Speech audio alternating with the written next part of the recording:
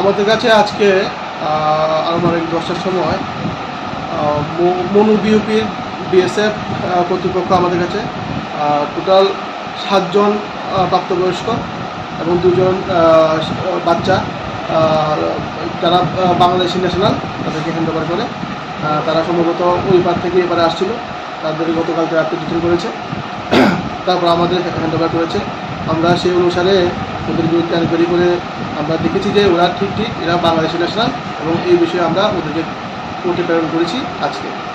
ওদের মধ্যে একজনের নাম হচ্ছে সন্তোষ মল্লিক, হেলেনা মল্লিক, একজন নাম দীপুর সরকার, সজল সরকার।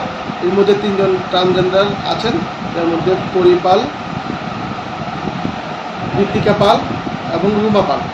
তারা কি বাংলাদেশ যেতে চাইছিল নাকি বাংলাদেশ থেকে উঠতে চাইছিল?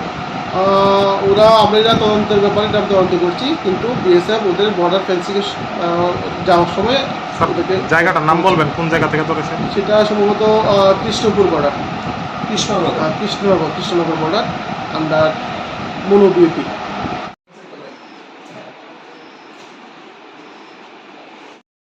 শুধু মানে গাড়ি